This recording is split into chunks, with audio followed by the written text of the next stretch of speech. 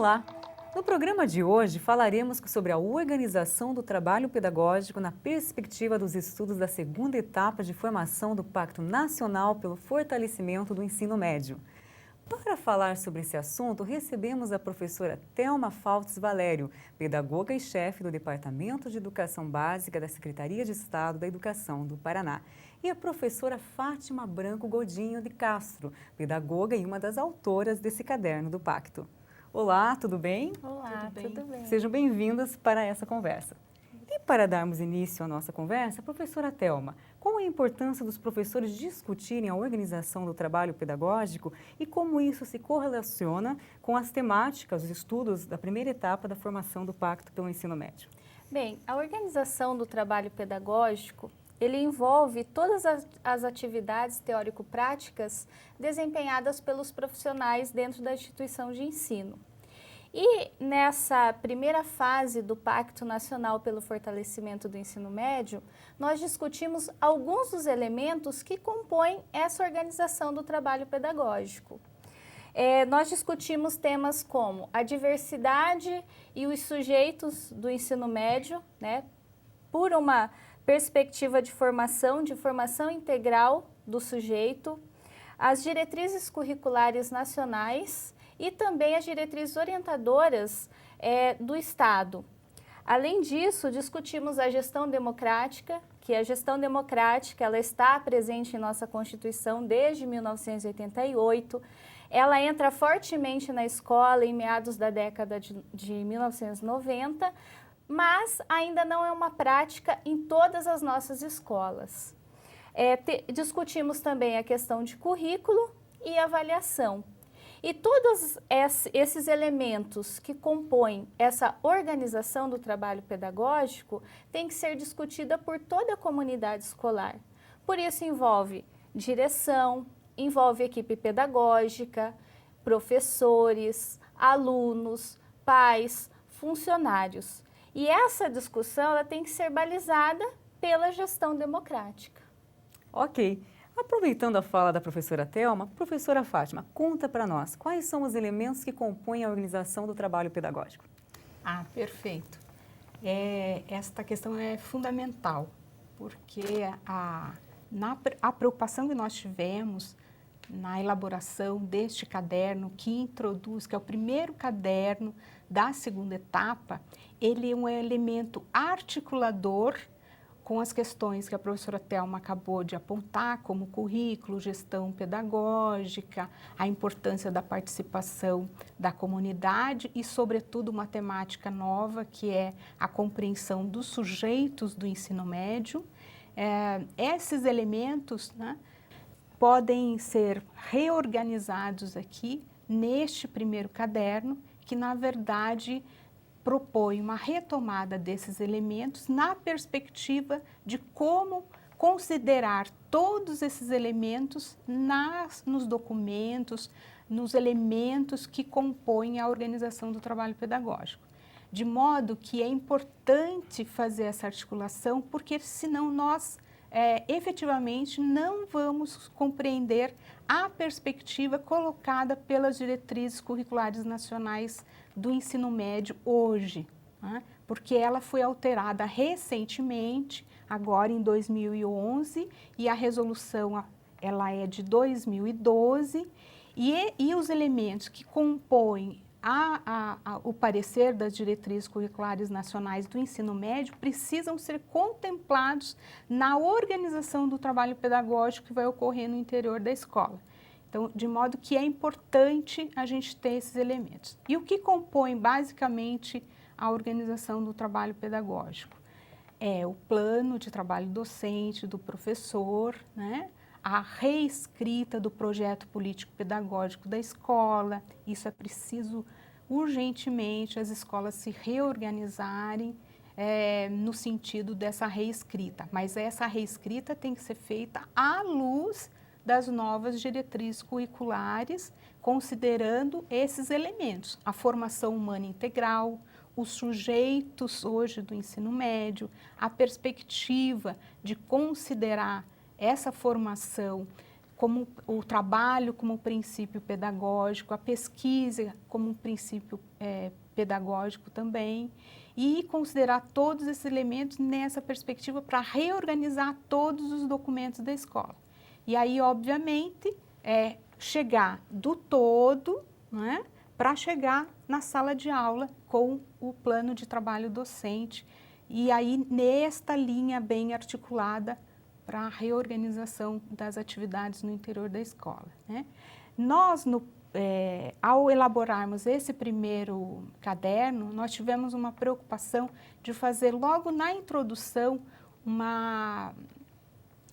um esquema para dar esse movimento, para não ficar um documento burocrático, né? Esse é o grande problema que as escolas, não as escolas, mas pela própria natureza, as pessoas entendem que esses documentos, eles são meramente burocráticos, que eles apenas devem ser feitos por esta ou aquela pessoa, e na verdade quando a gente coloca hoje o princípio democrático, como a professora Thelma acabou de mencionar, esses elementos devem estar presentes nessa reescrita. Para tanto, se me permite, eu vou fazer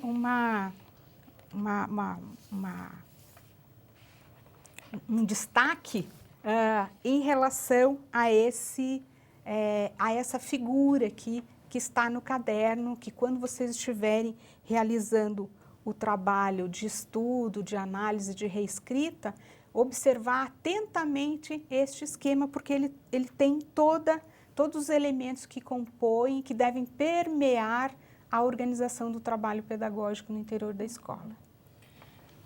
E aí, complementando a fala da professora Fátima, outros elementos também que compõem esse trabalho pedagógico, como a Fátima já destacou, que é o principal, que é o projeto político-pedagógico da escola, a proposta pedagógica curricular, né, o plano de trabalho docente do professor, e por isso a importância de que todas as pessoas que estão ali naquela instituição escolar participem dessa discussão, reflitam junto, porque isso configura a legalização do trabalho que está instituído naquela escola, porque são os documentos que regem e legalizam o trabalho.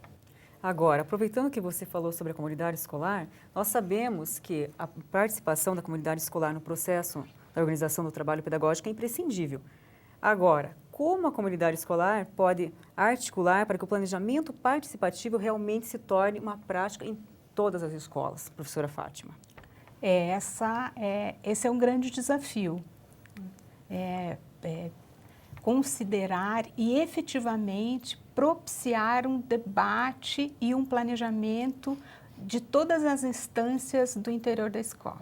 E não só, obviamente, mas os pais, mas sobretudo essa articulação com os vários segmentos que a gente tem na escola. Então, o grêmio, né? O conselho da escola, os professores, a direção, funcionários, né? Então, todos esses, enfim, essas instâncias colegiadas que estão no interior da escola, a gente tem que propiciar esse debate. Como fazer? Aí é o papel do pedagogo, o papel da direção escolar, como a figura articuladora e sobretudo, para promover esse debate. Então, o papel do pedagogo é fundamental para promover essa articulação. Por isso, a gente deixa muito claro essa finalidade e essa disponibilidade para compreender e efetivamente criar essas condições. Como que você vai criar essas condições? O conselho de classe, né? Reuniões específicas, debates específicos que a gente tem que fazer com a comunidade para essa reescrita do projeto político-pedagógico. É fundamental agregar, né, todas as vozes no projeto político-pedagógico. Isso é fundamental. E aí, obviamente, as escolas não é um receituário, mas são considerações que devem ser tomadas para a elaboração do projeto político-pedagógico, porque cada unidade escolar tem as suas características, né? As condições, a forma de organização do tempo e do espaço. Isso é próprio da escola e ela tem, pela própria LDB, autonomia para algumas instâncias para essa organização, mas o que a gente está chamando a atenção é a necessidade desse documento ser efetivamente construído coletivamente. E aí todas as instâncias devem fazer efetivamente parte e ter suas vozes consideradas nesse documento. E aí eu chamo a atenção em relação ao caderno da primeira etapa, que discute os sujeitos do ensino médio, que é uma temática que é bastante recente e que poucos estudos, né, foram feitos nesta faixa etária desses alunos que estão no ensino médio, que têm características bastante específicas e que agora, no pacto, na primeira etapa, foi considerado, né, nos cadernos, e agora, na segunda etapa, a gente retoma esse conceito de sujeitos, né, para a organização deste debate no interior da escola, porque eles constituem uma ampla, né, como eu vou dizer, Thelma, né, na perspectiva de eles trazem, né, eles trazem elementos novos, colocam várias questões que a gente tem que considerar hoje deste público que está no interior da escola. E lembrando também que esse sujeito que nós temos dentro da escola hoje é uma geração bastante diferenciada da nossa própria geração, né? Então, os professores, eles precisam compreender que eles têm outras expectativas, as quais não eram as nossas expectativas naquele momento. Então, tudo isso tem que ser considerado. O nosso aluno hoje é aquele que está ligado no celular, no iPad. Então, como que o professor vai trazer essas questões, esses interesses desses sujeitos para a sua própria aula?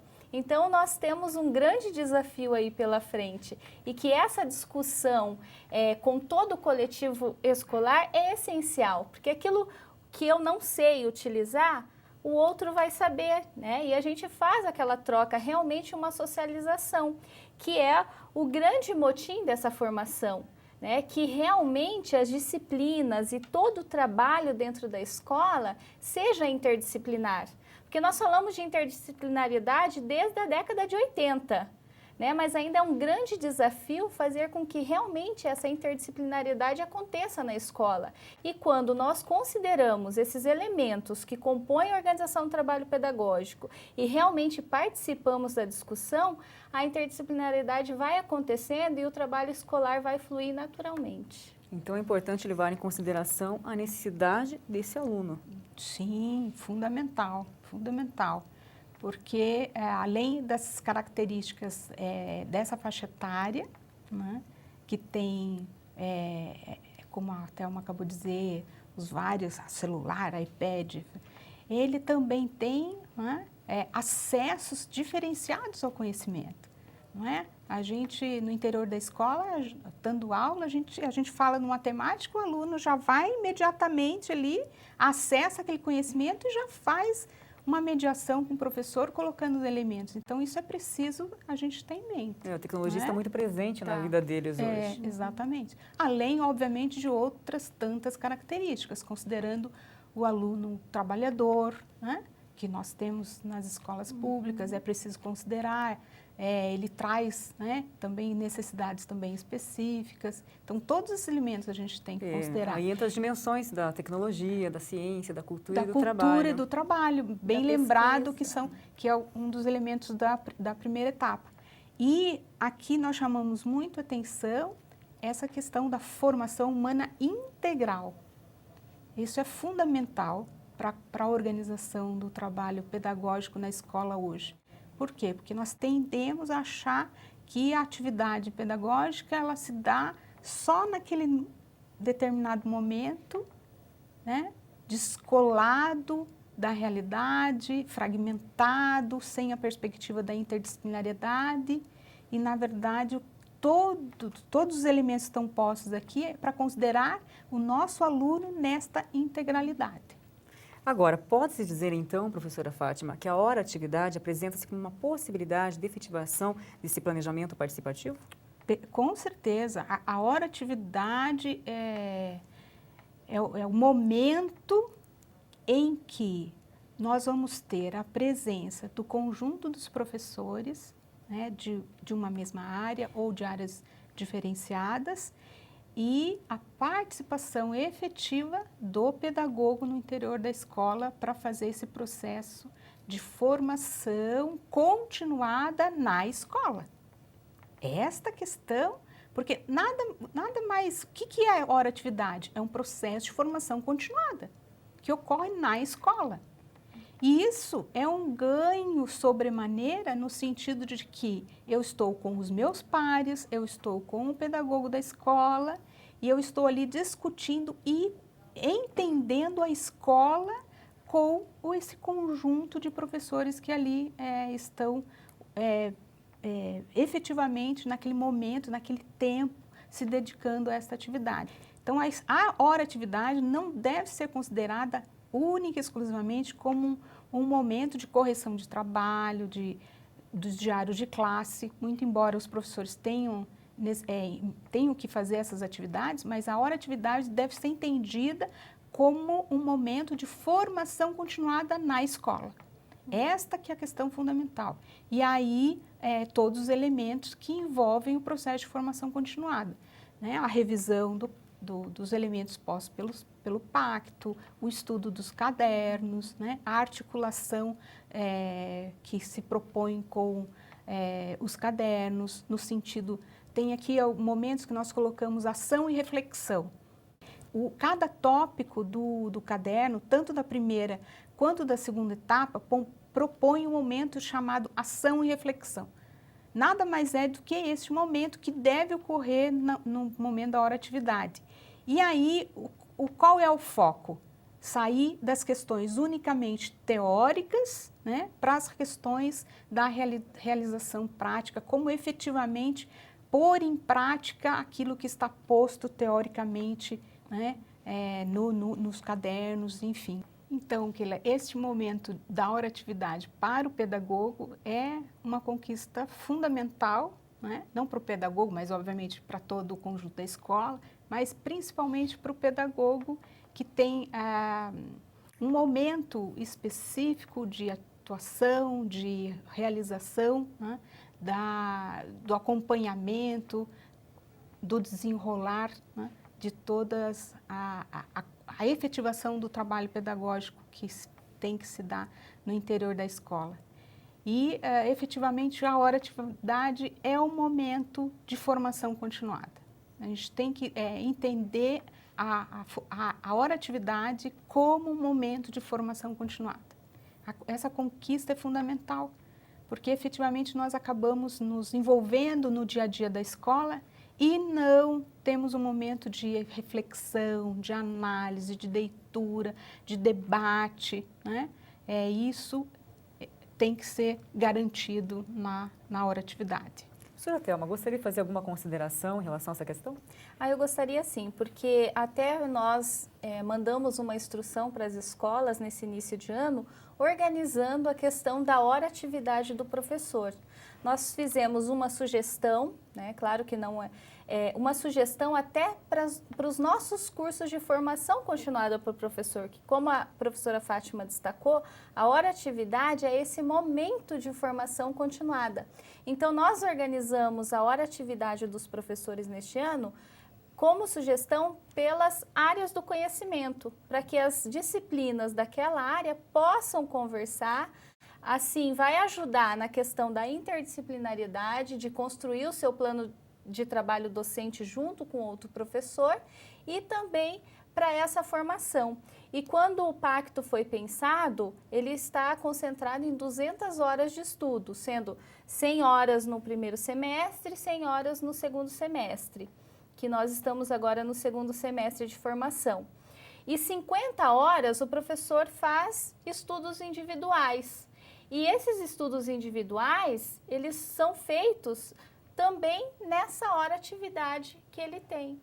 Então, por isso que é esse momento de formação, como a Fátima disse, é um momento, ele usa uma parte dessa hora atividade para corrigir as provas, organizar seu livro, mas ela é essencialmente e efetiva para essa formação. E é o horário que o pedagogo também pode discutir todos esses outros elementos, os documentos que compõem essa organização do trabalho pedagógico. Voltando agora na questão da participação na comunidade escolar, professora Thelma, como os profissionais da escola podem realmente participar da discussão da organização do trabalho pedagógico e contribuir aí para essa discussão no ensino médio?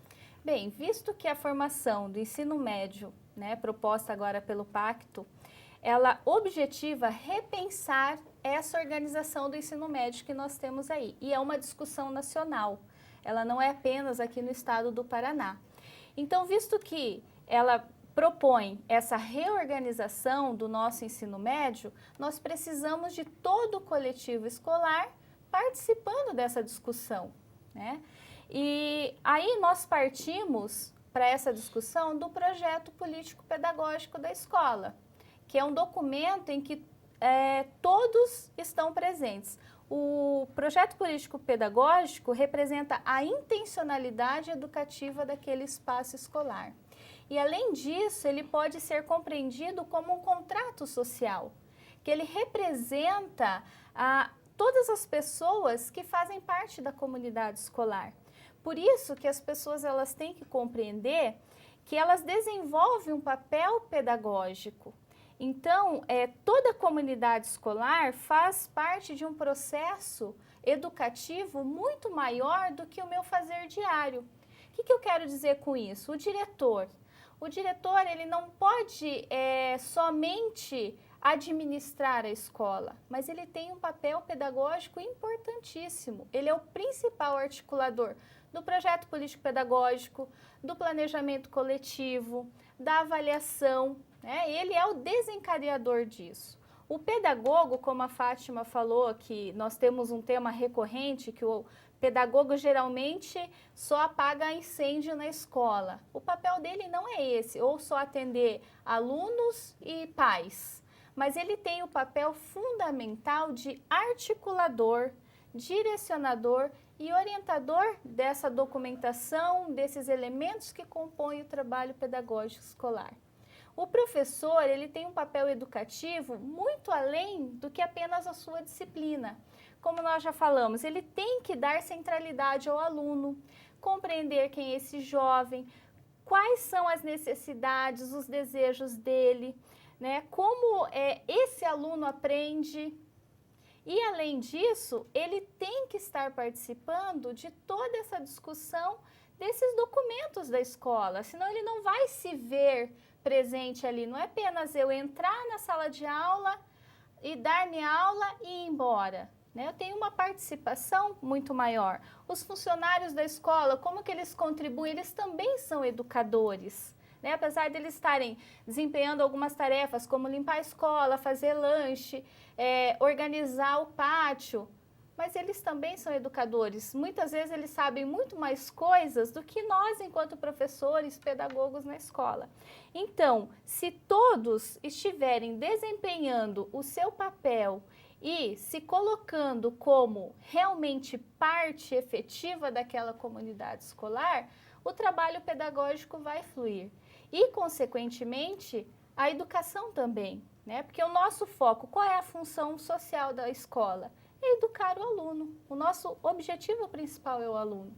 Então, se nós todos realmente nos responsabilizarmos pelo nosso papel e ainda contribuir para essa discussão, vai ser ótimo o trabalho dentro da escola, né? Não vai ter que estar o pedagogo cumprindo horário de professor que não veio, né? Porque cada um sabe a sua responsabilidade e vai cumprir o seu papel. Então, por isso que a organização do trabalho pedagógico é construída por toda a comunidade escolar. Então, todos os sujeitos da escola, na verdade, têm uma responsabilidade maior do que apenas cumprir a sua função cotidiana. Isso mesmo. Professora Fátima, gostaria de fazer alguma consideração? Eu quero, só para destacar aqui um dos fundamentos das diretrizes curriculares que coloca o direito à aprendizagem. As diretrizes curriculares nacionais do ensino médio destaca esse princípio. Então, o nosso aluno do ensino médio, ele tem direito à aprendizagem. De modo, como que eu conquisto, né? Ou como eu levo a concretização desse princípio posto nas diretrizes curriculares? Esses elementos que a professora Thelma destacou, essa compreensão de que existe uma perspectiva de uma intencionalidade que está descrita lá, registrada no projeto político-pedagógico, mas é o fazer deste professor que efetivamente vai traduzir aquilo que está no papel para a realidade cotidiana, a prática efetiva e, em última instância, significa o direito ao conhecimento. Essa é a questão fundamental. E por quê? Porque nós temos um grande gargalo no nosso sistema em relação ao ensino médio. O grande número de evasão, de reprovação, isso que tem que ser resolvido. E esta que é efetivamente a questão fundamental.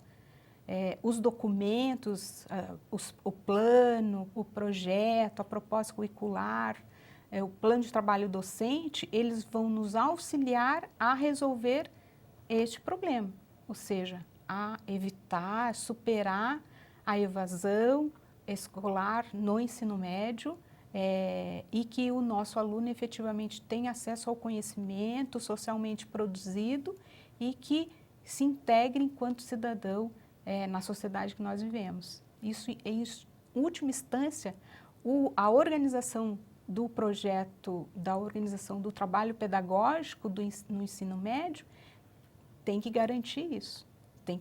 Ele serve para isso, entendeu? Essa que é a questão fundamental, senão a gente pode dar destaque aos documentos em detrimento do processo de ensino-aprendizagem, do direito à aprendizagem e do direito ao conhecimento, e que o nosso aluno do ensino médio, que não é só aqui do estado do Paraná, mas a gente tem dados do IBGE, do MEC, o próprio caderno na primeira etapa, deixa muito claro esse é um desafio. O desafio de nós não perdermos alunos para as drogas, né? Para tantas outras coisas que nós temos o nosso aluno no ensino médio. Ok, professora Fátima. Professoras, muito obrigada pela presença de vocês. Foi um prazer tê-las conosco. Nós que agradecemos. Eu agradeço também. E esperamos que essa discussão tenha contribuído para aprofundar as questões sobre a organização do trabalho pedagógico no ensino médio. Tchau e até a próxima!